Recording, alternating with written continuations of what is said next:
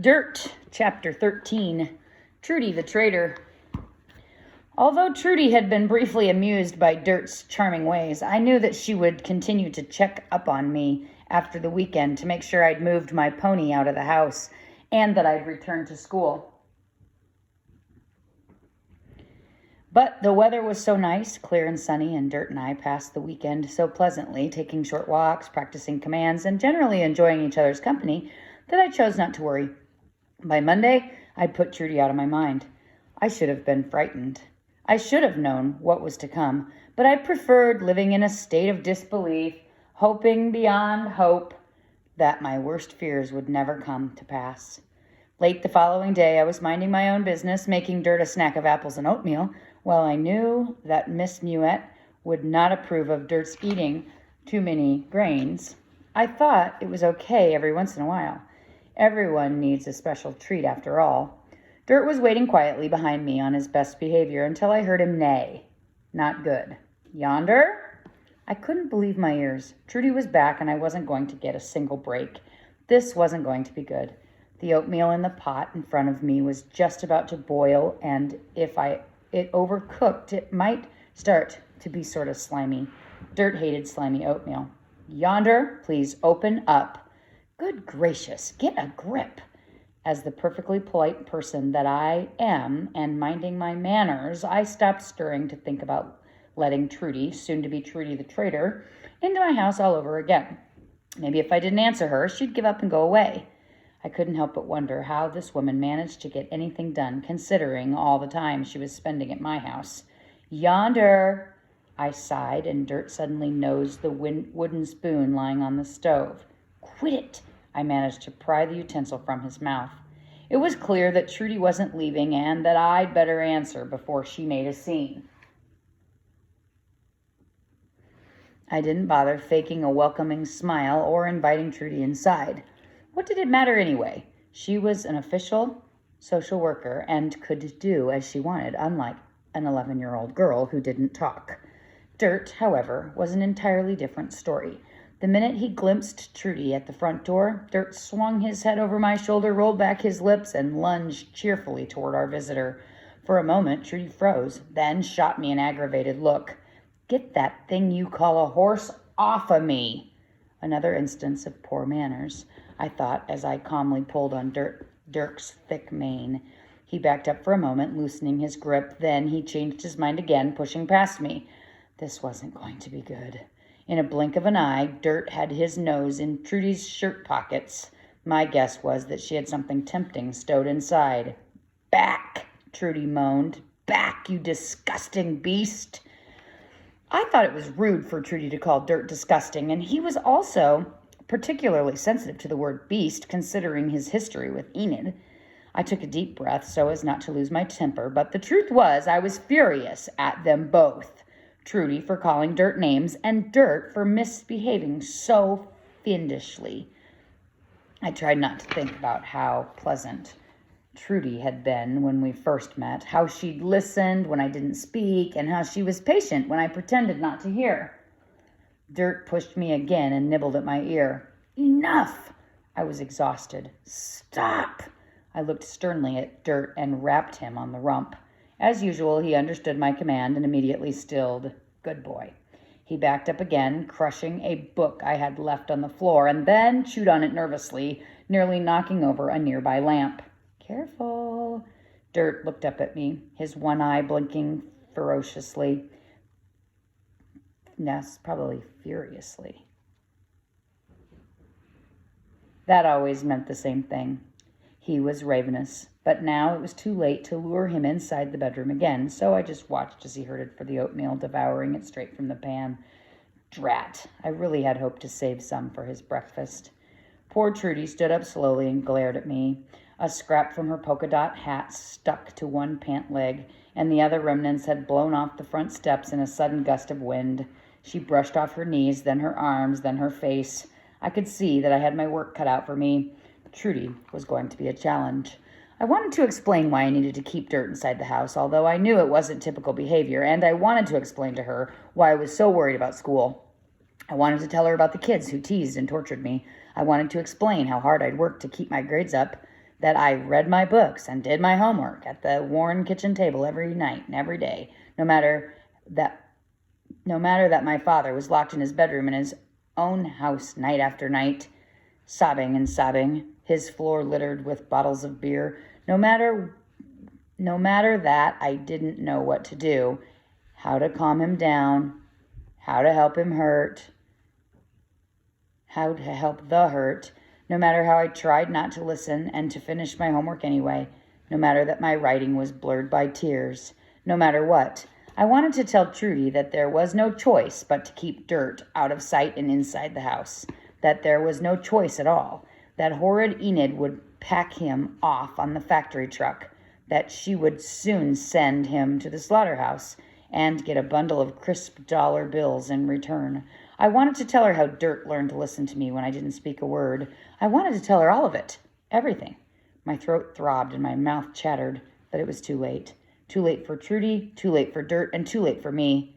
Before I turned around to face Trudy again, she had already started down the path away from our house, her round shoulders thrown back.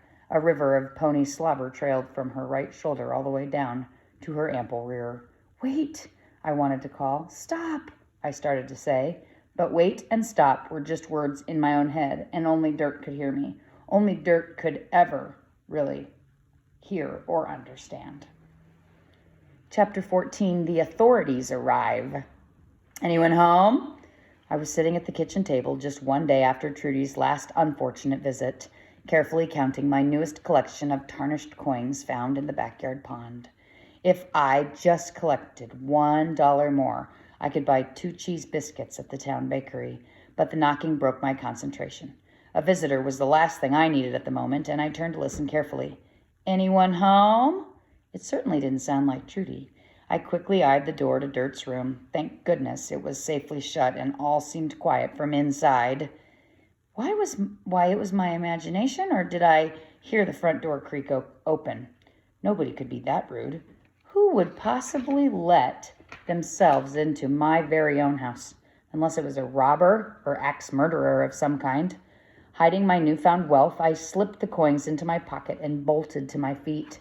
I didn't have a chance to look around for a weapon because a tall man in a gray suit marched himself right into the kitchen. I could hardly believe my eyes. His white hair was buzzed short to the scalp, and his maroon striped tie was held by some kind of bent clip. He didn't look like a criminal to me, and yet you never know. And then I saw a woman trotting directly behind. Both intruders had white plastic badges hung around their necks as if they were volunteering at the Robert Frost Book Fair. "You must be Yonder," a tall man smiled. He had a surprisingly soft voice. I crossed my arms. My expression must have been one of horror. "It's okay, dear." The woman reached for my hand, and I stepped back quickly. "No need to be afraid." The door was open, and when nobody answered, but I was afraid. My stomach had immediately squeezed itself into a hard ball. I couldn't believe that what was happening was real. "We're from Child and Family Services," the man interrupted. "We work with Trudy Trumpet, and we've had the most disturbing report. Something about your missing school and keeping a large animal, a horse, in the house. That certainly couldn't be, could it?" A pox on that Trudy. I could hardly believe my ears or imagine that she would have the heart to actually turn me in. Apparently, I was dead wrong. Both the man and the woman pointed their badges as if to say, "See, we're official. Don't worry your pretty little head." I couldn't be fooled by any dumb badges, and had a cold, sinking feeling of what was to come. But at least my pony was safe behind closed doors. "Sweetheart," the woman said slowly. Clearly, she didn't realize that my hearing was intact. "Do you mind if we sit down? Now, it's certainly evident that the ludicrous report was incorrect, and we don't see any horses roaming around." The man and woman exchanged smiles and then sighed in relief. I shook my head. No one but me was going to sit down if I had it my way. Neither the man nor the woman seemed to care what I wanted or didn't want. Both just turned to me again and stared. I noticed that the woman was dressed in tweed from head to toe and was wearing a crisp, white button-down shirt under her jacket. They plopped themselves right down at the kitchen table without hesitation, despite my clear instructions otherwise. I remained standing, my face burned with fear and shame. "I know that this is difficult," the man said quietly. The left-hand side of his bottom lip twitched. "And we're sorry to bring up painful subjects." The woman had a small brown stain on one corner of her white shirt cuff. "Chocolate?" Despite myself, my mouth started to water. "It's dreadful to lose a mother at your age, and of course we sympathize. But it's been a number of years now, and you simply must attend school regularly." Anger whipped through me so fast that I thought I might fall backward. Who did this stranger think she was to mention my mother to me? I didn't want her sympathy or anything else. "Yes," the man said. "Yes, and there's another matter as well, but we do need to speak with your father right away. It's imperative." I knew what imperative meant. This was going to be bad. Very bad. "Is your father home, dear?" The woman's mouth looked gooey with dark lipstick. I shook my head. They both squinted at me as if they'd never seen a girl before, sighed together, and stood up. "Do you mind if we look around?" The man's voice was firm, not exactly kind anymore.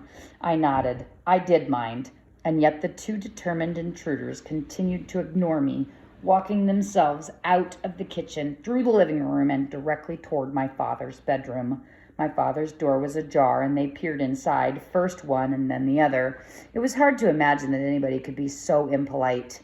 The woman closed the door carefully. "Tisk, tisk," she said. "Tisk, tisk." The man was scribbling quickly on a long yellow pad. "Do you see the bottles?" he asked the woman. "And the room reeks of you-know-what." She nodded. "The beer cans as well, littered all over the floor. Oh my!" Had they forgotten that I was still standing right there? Extremely rude to talk to each other about my father without acknowledging my presence. Despite myself, my hands began to shake. "We're just going to look around a bit more, dear. We'll be out of your hair soon." Clearly, no one was even asking for my permission anymore. The man looked quickly through the kitchen, having the nerve to open our lopsided cabinet and the refrigerator, too. The woman dusted the table with her index finger and then looked at it disapprovingly. But when they both turned to Dirt's room, I froze. The woman looked up at me and grinned. "I see this room is private?"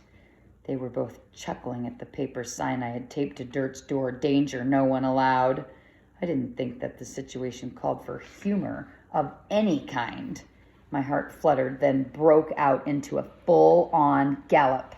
I could hardly breathe. "This must be your room," the man said. "Mind if we take a quick peek?" I shook my head vehemently, knowing in my heart of hearts that it wouldn't make a difference and that they'd let themselves right inside whether I agreed or not.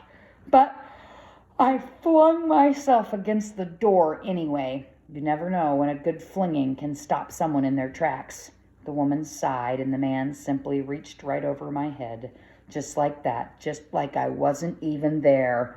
He pushed and I shuddered. Dirt's door swung open easily. I took a deep breath. Friendly pony that he was, Dirt was pleased to have visitors. He startled when he first noticed the strangers, then stomped one hoof in a welcoming sign. I couldn't help but be a bit proud of his excellent manners. The woman gasped. The man took her elbow in a gesture I thought to be protective, but then I realized he had pushed her in front of him like a shield. Embarrassing, to say the least. But we didn't believe. When Miss Trumpet told us, we thought it was impossible to believe that a horse was living. Impossible to think. I ran over to Dirt's side, grabbed him by the mane, and tapped him twice on his nose. "This is the signal to walk." "Walk on," I said to my pony silently. "Walk on, Dirt. Please, walk on." He just turned to me with the goofiest of expressions, a few fresh straws of hay stuck in his mouth, then spun around again to gaze at the man and the woman. My heart stopped. Then, pleased as he could be, just as if he were trying to show off, Dirt plopped out the largest turd he had ever managed during his time living with me. It stunk to high heaven. The woman retched, and as if he was in on a joke, Dirt responded with his magnificent smile, rolling back his lips and showing his massive yellow teeth. His ears pricked up with clear interest. "It's going to bite me!" The woman waved her hands in front of Dirt, which I knew to be a terrible mistake. The waving of hands was a signal I had established for Dirt to approach quickly. Still showing his teeth and letting out a peevish bray, my pony headed for the woman, his head shaking back and forth. "Call 911!" the man yelled to the woman. "Call animal control! Go!" The woman slid out of his grasp and ran to the kitchen. The man backed up slowly. You'd think he was encountering some kind of predator in the wild. "Walk on, Dirt!" I grabbed his mane and pulled him toward me, and to my relief, he turned right around, glancing back every once in a while at the two strangers scrambling for safety. I knew what was coming. Terror raced through my entire body, and my teeth were chattering. Animal control would take away my pony if they captured him. He'd go back to Enid, back to being horse meat for sale. When we reached the front door, I tapped Dirt's nose 4 times, a command calling for him to pick up the speed, and then pulled his mane with all my might. Dirt neighed happily, agreeably trotting ahead, as if for his daily walk. My face, arms, and hands were cold, numb with fear. Once we made it safely outside, Dirt quickly settled himself by the front path, nibbling the brown weeds. I knew I was in trouble then. It was impossible to get Dirt to obey when eating. The man and woman were still hollering orders to each other from inside. I could hear their voices echoing through the open doorway, and I knew that I didn't have much time. "Go, Dirt," I yelled silently. "Go! Walk on, walk on, walk on!" He continued to ignore my commands and to chew the weeds merrily. I made my final move. "Go, Dirt." I whacked his rump, but he didn't budge. I imagined police sirens blaring from down Mutter Street, and then I remembered the hose, the green garden hose, hanging right outside the front door. I knew I would hate myself later, and yet I also knew I had no choice. Grabbing the garden hose with both hands, I waved it over my head. My heart in my mouth, I threw the hose in the air and watched it land by my pony's feet. His whole body shuddered. He looked up plaintively at me, as if asking for help. Tears sprang to my eyes. I wasn't crying, and then I was. I shook the hose on the ground and slid it toward him, watching as he backed away, one quivering step at a time. "Go! Walk on! Hurry!" If there were ever a time I wanted to speak, it was then. "Run away, Dirt," I would have screamed. "Run as fast as you can." I opened my mouth and couldn't even call his name. "Hurry! Walk on right now!" "Last chance, Dirt. Last chance, buddy."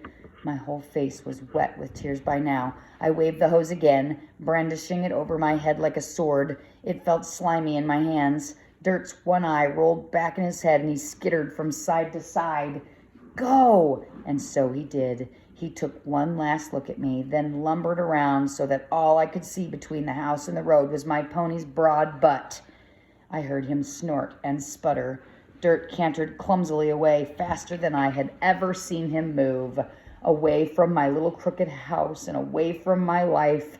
I squeezed my eyes shut and wished as hard as I had ever wished for anything in my whole entire life. I wished for Dirt to keep moving forward past anyone or anything that would do him harm, past the long arm of the authorities and past Enid's farm. I wished for him to run away and to not turn back. I wished so hard that I couldn't move. The man and the woman were waiting for me when I turned around. I knew that they would be taking me away that very day. I knew that I had no choice but to go with them, and that my father would come home to find me gone. I wanted to ask if I could leave him a note saying goodbye, but of course asking wasn't a possibility, so I just stood there, frozen, as they told me that it was time to go. In those few moments, I was no longer Yonder. I had become a girl without a home, and who had just lost her only friend. "A fork in the road, Yonder," my father had once said. "Which way will you choose to go?"